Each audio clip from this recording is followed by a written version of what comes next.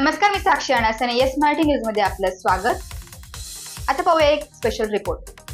Doctor सुनेने स्वतःला संपवलं, शिंदे गटाच्या नेत्याला पोलिसांकडून अटक.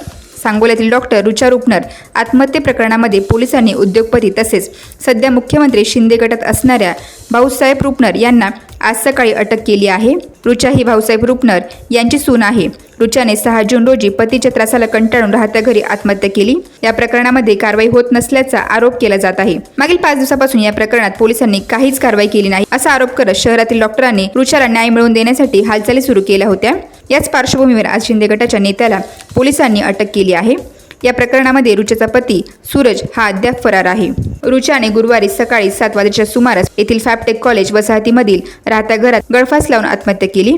35 वर्षीय रुचाने घरच्या जाचाला कंटाळून स्वतःला संपवण्याचा दावा केला जात होता.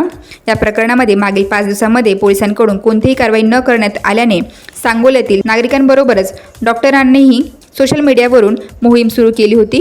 रुचाला न्याय मिळवून देण्यासाठी पुढाकार घेण्याची गरज असल्याची चर्चा संपूर्ण सांगोल्यात मागील काही दिवसापासून रंगल्याचं पाहायला मिळतंय.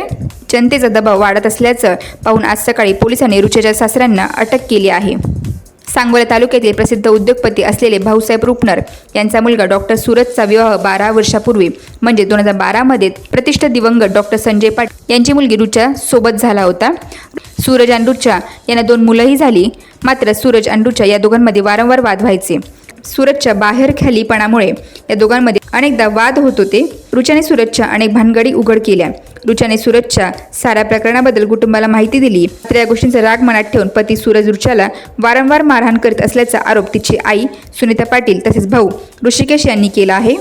सूरजच्या व्याभिचारी वागणुकीला आणि सातत्याला दिलेल्या जाणाऱ्या शारीरिक आणि मानसिक त्रासाला कंटाळून रुचाने आत्महत्या केली असं तिच्या सासऱ्यांचं म्हणणं आहे.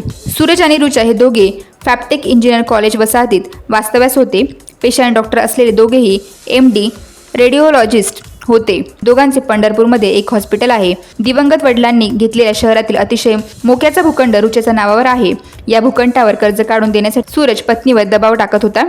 आपल्या हॉस्पिटलसाठी MRI मशीन घेण्यासाठी कर्ज काढून देण्यासाठी सूरजने पत्नीमागे तगादा लावला होता. यासाठी सूरज पत्नीला वारंवार त्रास देत होता.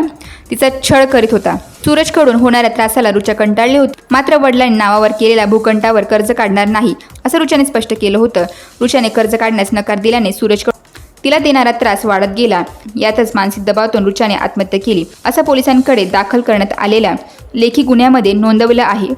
रुचाचा भाऊ ऋषिकेश पाटलाने सांगोला पोलीस ठाण्यात या प्रकरणामध्ये रुचाच्या सासरकडच्या मंडळीविरोधात गुन्हा दाखल केला आहे. या तक्रारीच्या आधारे आता रुचाच्या सासऱ्यांना अटक केली आहे.